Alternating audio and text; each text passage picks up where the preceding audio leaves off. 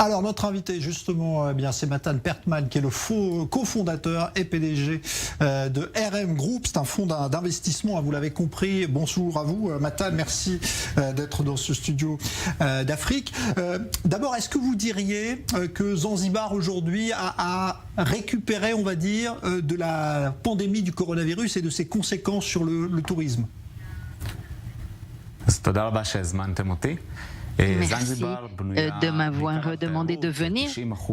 Zanzibar repose essentiellement sur le tourisme. 90% de son économie repose sur le tourisme. Donc 50% du tourisme en 2020 est totalement disparu. Et en général, nous pouvons dire que le gouvernement a bien traité la pandémie et le pays était relativement ouvert. Et en 2022, Zanzibar récupère le nombre de touristes comme en 2019 et en 2023, il semble que nous allons dépasser ce record touristique. Alors, c'est une destination très populaire, Zanzibar, notamment chez les Israéliens, depuis quelques années.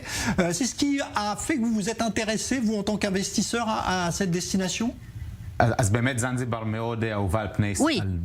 les Israéliens aiment beaucoup le Zanzibar, il y a des vols directs, mais ce qui nous a amené au Zanzibar, c'est que notre société est une société d'investissement immobilier et un de nos employés est parti au Zanzibar pour demander sa future épouse en mariage et en revenant, il nous a dit, écoutez, il faut absolument faire quelque chose là-bas parce que vraiment, c'est une grande opportunité et ce n'est pas une blague. En fait, nous l'avons envoyé là-bas, nous avons réalisé qu'il y avait véritablement une opportunité économique et c'est une destination qui attire les touristes et voilà.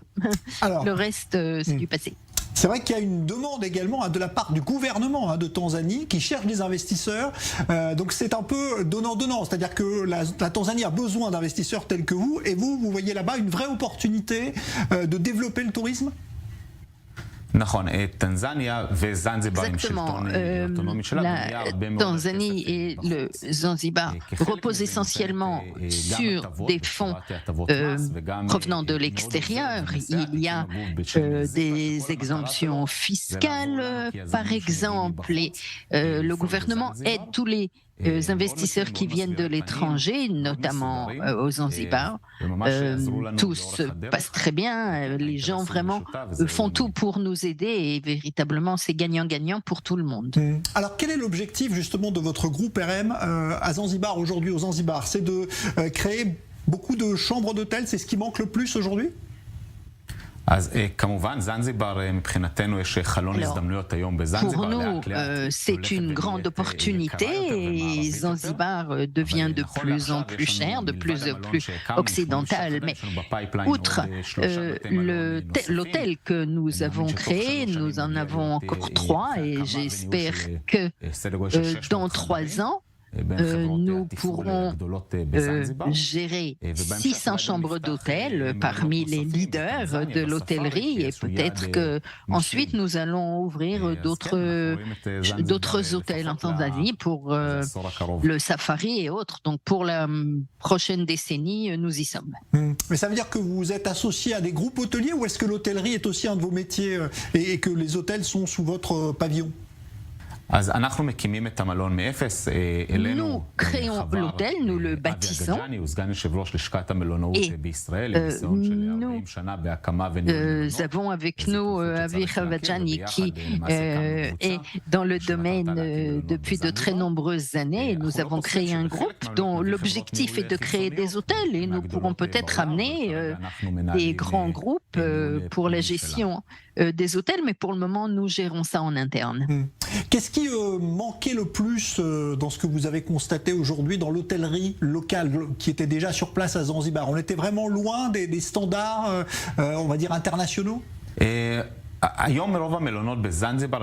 Aujourd'hui, la plupart des hôtels sont des hôtels de 4 ou 5 étoiles, mais ce n'était pas le cas jusqu'en 2010. Et Zanzibar, en fait, c'était plus pour des routards avec des hôtels de 3 étoiles maximum. Et le gouvernement n'était pas stable. Il y a eu plusieurs changements et le gouvernement a dit qu'il fallait absolument faire venir de l'argent, faire rentrer de l'argent, et donc ils ont modifié leur approche du tourisme avec des gens qui viennent faire leur demande en mariage, des lunes de miel, etc.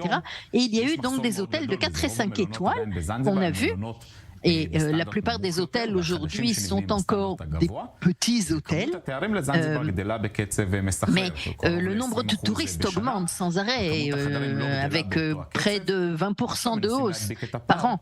Et l'hôtellerie n'accuse pas une croissance similaire et nous essayons de combler ce fossé. Alors, il y a aussi une question très importante, évidemment, quand on parle de tourisme dans cette zone de l'Afrique, c'est la sécurité.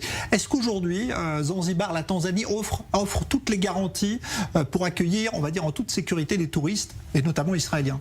Oui, écoutez, vous savez, Zanzibar, c'est quelque chose de différent. C'est une petite île de 2,5 millions d'habitants qui ne repose que sur le tourisme. Les gens parlent anglais, ils sont très accueillants et il est très important pour eux que les investisseurs se sentent à l'aise et les Israéliens font des voyages. En général, ils reviennent une fois qu'ils ont connu cette destination. Ah ben voilà, donc une destination qui va entrer, on va dire, dans l'ère du modernisme, grâce notamment à votre groupe RM, Matan Pertman. Merci d'être venu en parler dans Afrique, donc les investisseurs israéliens sur l'île du Zanzibar. Merci à vous.